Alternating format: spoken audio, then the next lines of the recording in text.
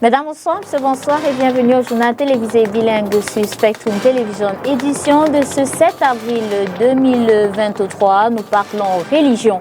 Dans ce journal, les chrétiens du monde commémorent la crucifixion de Jésus-Christ.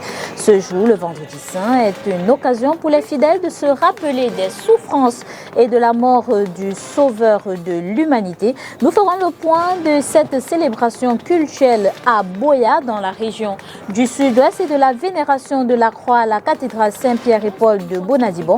Et puis nous parlerons également concernant cette célébration de l'explication et de l'importance du vendredi saint pour les fidèles chrétiens. Et puis affaire Linus Ngoulé, le jeune étudiant décédé au mois de mars dernier à Boya dans des circonstances troubles. Sa famille et leurs avocats étaient face à la presse ce jour à Yaoundé. À l'effet de faire le point de la situation, ils demandent simplement l'ouverture d'une enquête indépendante. Le point dans la suite de ce journal. Une fois de plus, bonsoir et bienvenue à cette édition d'information bilingue que nous ouvrons en langue anglaise avec vous, Onila Donnet. Bonsoir. Good evening to you, Ines Pangang, and good evening to every viewer of Spectrum Television. As announced in the headlines, it is Good Friday. Today in the Southwest region, Christians in the Southwest join their voices in remembrance of Christ's agony and suffering on the cross of Calvary. In our next report, Josephine Bindi takes us through Good Friday masses across the Southwest region in some churches. Let's listen to her report. Christian faithfuls worldwide today observe the death of Christ, globally called Good Friday, whereby Jesus died to reconcile man to the Father. Faithfuls at Presbyterian Church Kumbambeng are in service led by Reverend Jacob Atem Agbo. Jesus Christ came and died. He died suffering, in pains, yet it is called Good Friday. Good Friday because it is a day that God brought a transformation to humanity. You know, after the fall at the Garden of Eden, man took a step away from God. And God, who is so loving with his endless love, could not allow man to perish. He had to send his son Jesus Christ to die on this day known as Good Friday in order to bring redemption, salvation to humanity. So the importance of this day. It was a time in God's presence to reflect on his love, death, and our complete redemption by his blood from the sin of Adam. In the morning we came for service at 7 a.m. and throughout the service we read lessons leading to that, and the lesson which we read today from 2 Corinthians 5:14-21 was all about reconciliation. And that is exactly what Jesus came again on this earth, to reconcile humanity with God and with fellow man. And so we have to reconcile living and serving God in his vineyard. The last part of it was this service remembering his death, where we read lessons, and the very last one which I read ended as activities like Station of the Cross, drama depicting the suffering and agony of our Lord Jesus was done. This has been in a bid to recreate his suffering on his way to Calvary.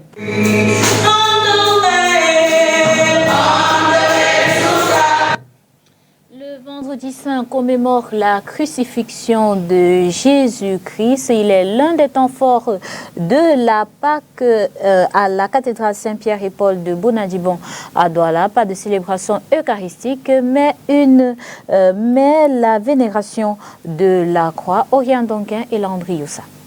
C'est le jour le plus sombre et triste de la chrétienté.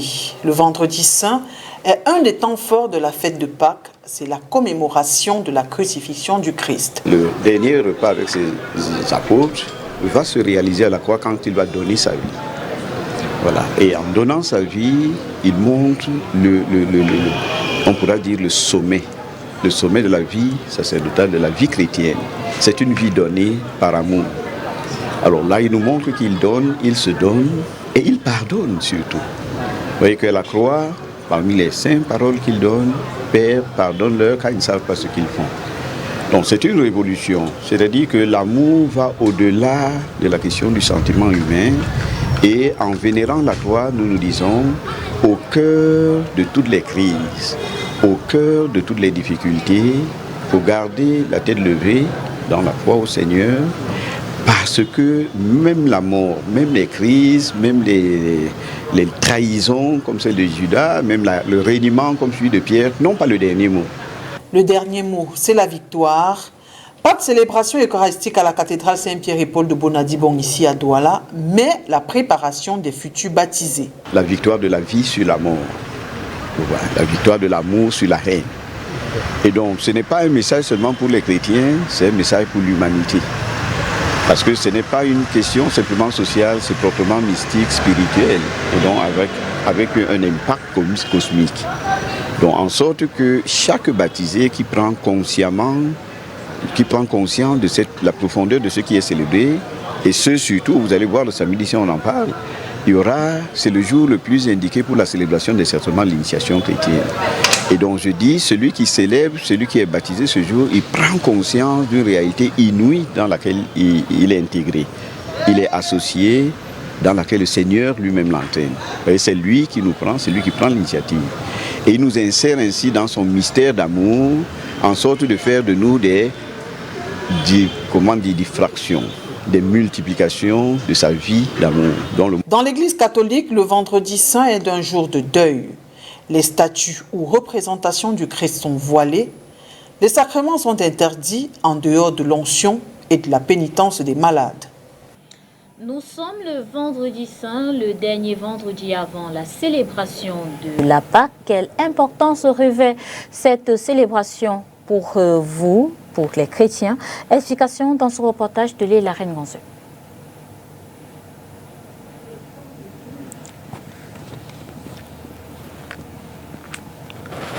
The most important events in Christianity are the death and resurrection of Jesus Christ, who Christians believe is the Son of God. The Good Friday, which kicks off the Triduum Pascal, is celebrated worldwide and a day of mourning for Christians who meditate on Jesus' suffering and death on the cross. For me, we must cry for ourselves and for our kingdom. Who is there? And I mean, Good Friday, we are going to celebrate the Passion. I mean, the experience of Jesus on the cross, anyway. And Saturday, there is one interesting point that we have to remember, because there people don't used to think about it too much. We are talking about the day of experience, or what, how do you call it? The moment to be of hope. And who is that hope? It's like a light that is on, giving us the possibility to continue expecting something that will come. And that light is our Mother Mary, who is there with the apostle, giving them courage, encouraging them not to despair, not to be discouraged, but to think that Jesus, as he said, in 3 days' time, he will really wake up, he will really arise. Mary, the mother of Jesus, according to the Holy Bible, is also celebrated on this day for her faith, perseverance, and comfort rendered to the disciples. So we, on Friday, Good Friday, during the day, we think about that one and we celebrate the hour of our mother. This is the hour of our Mother Mary. And that will lead us now toward the Holy Night, the night of the nights, that St. Augustine said. To say this, the powerful, the highest night among all the nights, where our Lord Jesus Christ will really realize what he has said. Destroy this temple, and in 3 days' time I will build it back. But he was talking about his own body. Truly, with the ongoing pandemic, Christians around the world will be celebrating this year's Triduum Pascal in their houses while following the different masses broadcasted on social media and on local media. Cry for me. We must cry for ourselves and for our kingdom. Loin de la religion, nous parlons politique. Comment faut-il analyser les récentes adhésions au Rassemblement démocratique du peuple camerounais, notamment celle d'Oriol Tchoumi, Martial Bissok et Sam Séverin Ango, ancien pourfendeur du régime, aujourd'hui militant du parti au pouvoir? Pour les chercheurs en sciences politiques, Abdou Ndam, il ne s'agit pas de transhumance, mais de nomadisme. Nous faisons le point avec Léla Renganzu. Ils ont en commun le fait d'être partis de l'opposition pour rejoindre le Rassemblement démocratique du peuple camerounais. Autre point les rassemblant, ils pensent tous changer le parti de l'intérieur en portant la voix du peuple. Martial Bissok, Oriol Tchoumi et Sam Séverin Ango, bien connus des médias, sont de nouvelles recrues du parti au pouvoir. Selon Abdou Ndam, chercheur en sciences politiques, là où tout le monde parle de transhumance politique, il faut y voir un autre concept. Des nomades en politique. Pourquoi? Parce que la transhumance politique, c'est le fait pour un acteur politique d'abandonner sa formation politique pour aller ailleurs dans la dynamique d'avoir plus de gains et a la possibilité de retourner dans sa formation politique initiale. Il y a un cas d'école au Cameroun, notamment le cas du président M. Jean-Jacques Kindi, en réalité, qui était par le passé dans le RDPC et qui était dans le RDPC et est retourné dans le RDPC.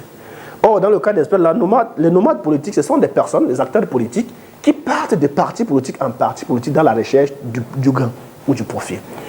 Cette précision conceptuelle étant faite, il est important de le dire que si les acteurs politiques, les noms qu'on vient de citer, ont fait de la politique leur métier, parce que la politique est un métier, c'est-à-dire ils vivent de et pour la politique, il est important de le dire que la politique est un investissement au sens des gens partis de la CAM. À partir du moment où ils n'ont pas de retour sur investissement, on peut donc questionner le degré de leur militantisme. Et c'est là où vous allez donc convoquer Jean-François Bayard dans son ouvrage étudié « L'État en Afrique, la politique du ventre », où en réalité, le militantisme en réalité n'est pas fondé sur la capacité des acteurs politiques d'avoir la conviction politique. C'est parce qu'il y a des contingences, notamment qui pèsent sur ces acteurs politiques, et notamment les conditions d'ordre financier, des conditions d'ordre symbolique, parce qu'en réalité, si ces acteurs-là ont été dans le champ politique, c'est parce qu'ils cherchent un intérêt. Et l'intérêt, c'est sur trois ordres.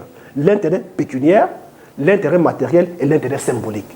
D'ailleurs, l'autre chose à retenir de cet épisode est que le RDPC, en dépit de tous les discours des acteurs politiques de l'opposition, séduit encore.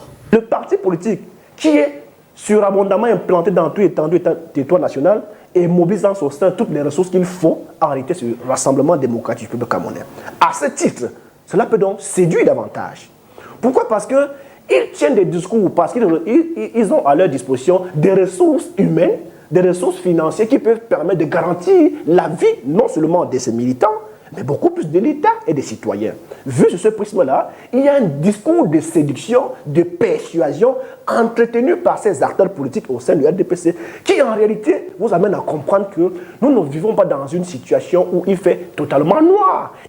Et donc, on assiste à la remise en question sur l'arène de la survie de certaines forces politiques, celles moins adaptées aux jeux électoraux, qui perdent des plumes, traductions, militants et sympathisants au profit des plus puissantes.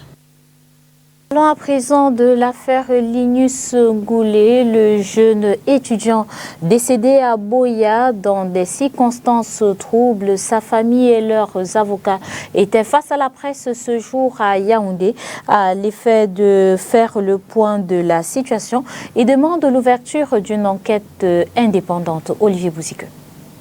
C'est l'histoire tragique de Linus Ngoulet, un jeune étudiant et son frère enlevés dans leur chambre à Boya le 15 mars et amenés à un endroit inconnu. On enlève les enfants autour de 13 h. Mais à 1 h du matin, le corps de Ngoulet Linus a été déposé à la morgue de l'hôpital régional de Boya. On ne sait pas comment on peut expliquer ça. Donc c'est comme ça que les faits se sont déroulés. Et la famille a été appelée par son téléphone, par le téléphone des décédés. La famille, on les a d'abord annoncé de venir trouver le corps, que l'enfant est mort suite à un échange de feu entre les éléments, entre les séparatistes et l'armée régulière camerounaise. Quand il arrive à Boya, c'est une autre version. Il a quand même vu le corps, mais quand ils ont eu le rendez-vous chez le commandant de Sémil à Boya, C'est une autre version, on dit qu'elle est morte de choc émotionnel. Nous, on est en train de préparer une plainte contre l'université de Buea. Parce que l'université de Buea a joué un rôle très très troublant. On le connaît à l'université. Son nom est là chanté par tout le monde. Et aujourd'hui, on est en train de dire que c'est son cochambré qui parle, qui dit comment ils étaient les Amazoniennes. Son père et le reste de sa famille n'y croient pas. Étudiant à la faculté de droit à l'université de Buea, Linus y était pour ses études, dit-il. Leur tentative de réaliser une autopsie afin de déterminer si le jeune homme a subi une torture est sans suite. Le rapport médical, on ne les a pas montrés, mais on les a quand même montré le corps. Même l'enquête qu'on a dit qu'on a commencé, on ne les a pas montrés. On laisse l'affaire de corps, on penche sur les déclarations de Cochambré qui est vivant, et on veut donc faire comme ça là pour embrouiller. Ce n'est que la justice qui peut déterminer, même pas la CEMIL. L'enfant est présumé innocent, et on ne peut pas. Nous avons suivi cette affaire auprès, et nous sommes prêts. Il soupçonne les éléments de la sécurité militaire d'être à l'origine de l'enlèvement et revendique une enquête indépendante. On a saisi même le tribunal militaire, Yaoundé, on ne voit rien. Aucune enquête est ouverte. On a saisi même le ministre. Aucun message officiel qui vient même de MINDEF. On doit créer une commission aussi. L'enfance aussi mérite une commission aussi indépendante. Pourquoi on voit les choses claires. C'est donc une affaire à suivre. Ce 7 avril 2023, nous irons en RDC où des nouvelles tueries font plus de 30 morts au Nigeria, où une attaque d'un village fait plus de 46 morts. Et enfin, au Togo, le prolongement de 12 mois de l'état d'urgence sécuritaire dans la région du Saval. Le condensé, c'est avec nos confrères de la Voix de l'Amérique. En RDC, de nouvelles tueries attribuées au ADF, rebelles affiliés au groupe État islamique, ont fait plus de 30 morts le 2 et 3 avril en Ituri, dans le nord-est du pays. La chef de la MONUSCO, Bintou Keïta, condamne avec la plus grande fermeté ces nouveaux massacres et déplore ces attaques ignobles contre la population civile, indique un communiqué onusien. Au Nigeria, des hommes armés non identifiés ont attaqué un village dans le centre-nord, ont annoncé vendredi des responsables locaux du gouvernement. Au moins 46 corps sans vie ont été retrouvés, mais beaucoup de personnes sont toujours portées disparues. Au Togo, le Parlement a prolongé de 12 mois l'état d'urgence sécuritaire dans la région des Savanes, en proie à des incursions des groupes djihadistes depuis novembre 2021. Près d'1 million d'enfants de moins de 5 ans seront exposés cette année à une malnutrition aiguë sévère au Niger, au Burkina Faso et au Mali, a mis en garde l'UNICEF vendredi.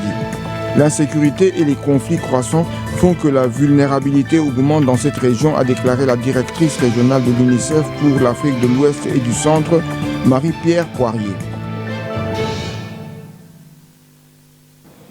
En sport, football, face à l'échec en série des sélections nationales de football en compétition internationale, la Fédération camerounaise de football a décidé de mettre en place une plateforme de collaboration entre les sélectionneurs nationaux et la direction technique nationale. C'était à l'issue de la réunion de crise qui s'est tenue à Yaoundé le 30 mars dernier.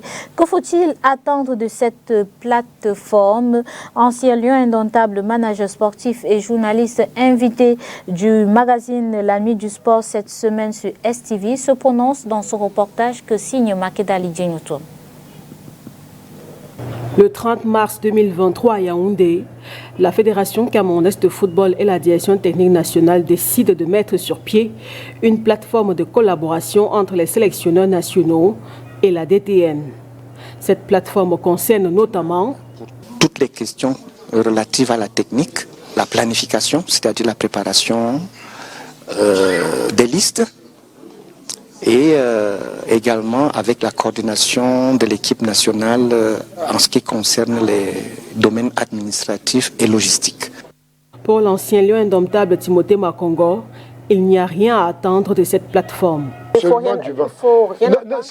pas qu'il ne faut rien faire, j'ai dit qu'il faut refaire la mentalité des hommes. Quand un mécanisme entre aujourd'hui et dit dans une réunion que nous allons mettre en place une plateforme, parce que la DTN, son rôle est défini clairement depuis le début, depuis des années. Et c'est à peu près une vingtaine de personnes qui gagnent près de 20 millions de francs par mois. Une vingtaine de personnes qui gagnent près de 20 millions de francs par mois. Je dis, quelle est la plateforme qu'ils veulent mettre maintenant en place alors qu'il y a une structure qui existe, C'est un peu comme à l'Africa Foot. Toutes les structures pour que ça marche existent. Mais il y a un problème d'utilisation des hommes. À cet effet, la réussite de cette plateforme pourrait passer par la sélection des hommes rompus à la tâche, ce qui va permettre à coup sûr d'avoir une meilleure lisibilité dans le projet sportif des Lions Indomptables, toutes catégories confondues. Cette plateforme, à 33% de l'évolution de la fédération, on ne pouvait l'accepter sans avoir mot dit si on sentait où on va. Mais on a de spéculer là-dessus parce qu'au tiers du parcours de la course, on ne ressent pas un peu de la sincérité. Plateforme DTN, c'est de ça que je parle. On ne ressent pas la sincérité dans le communiqué. Cette plateforme de collaboration mais c'est du vent. Et je crois que cette plateforme, si effectivement on laisse un monsieur comme Angébert Baga, ou alors un autre routinier qu'on va nommer à cette DTN, ces routiniers dont nous avons évoqué les noms ici, ils sont nombreux. Voici Dominique, Djombe Bosso, John Kep, Nyonga, Tonier, ils sont nombreux. Et quand on les met là pour encadrer ces anciens lions, je vous assure que nous aurons des sélections nationales qui vont flamboyer. Reste vivement attendu la feuille de route de cette plateforme de collaboration annoncée entre les sélectionneurs nationaux et la direction technique nationale. We remain in sports, and this time around we talk about a youth tournament, the United Cup, that has been officially launched today in Douala with 8 teams in competition. The tournament, which is dedicated for under-17 players, has scouts from Orlando Pirates, Orleans FC, Southampton, amongst others in attendance.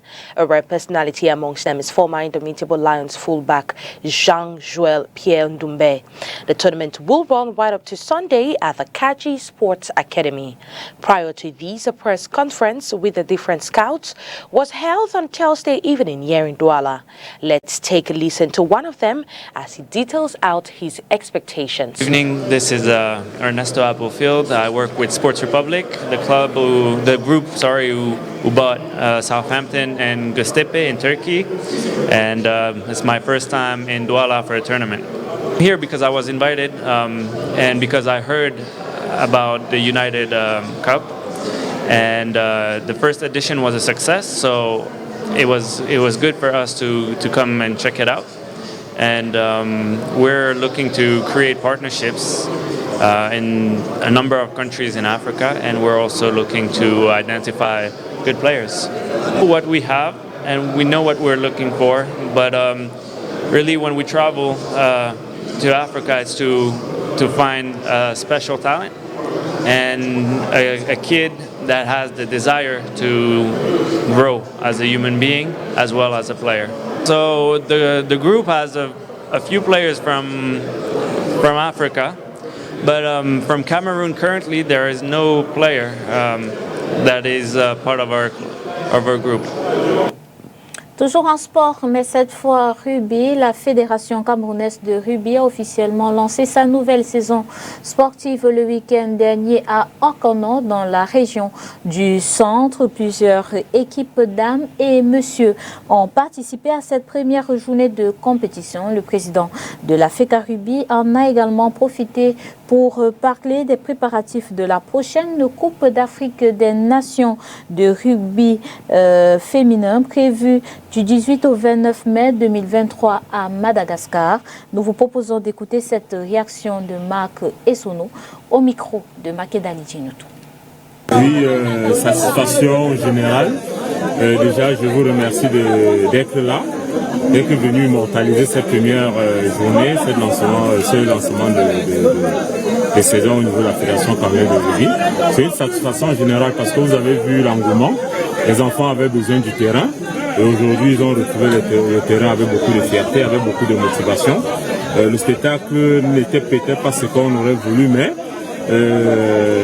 l'engagement était là.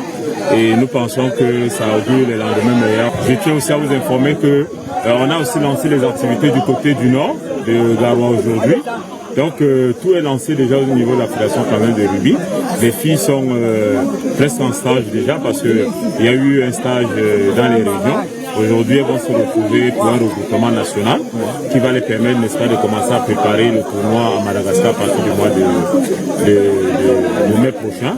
Donc c'est très important que ces filles se retrouvent et que les entraîneurs fassent leur travail, qui est celui de nous sortir les 28 lions qui vont aller, n'est-ce pas, défendre les couleurs du vert au jaune en Madagascar.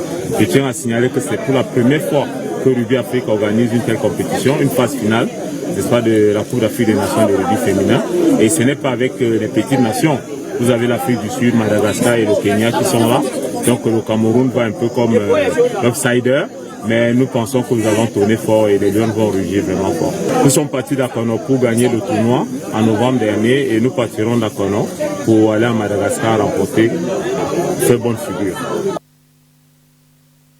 Un autre au cours de cette édition d'information bilingue, disons-nous à demain on y l'a donné. See you tomorrow in Espangang. Good night to every viewer of Spectrum Television. See you tomorrow, same time, same channel.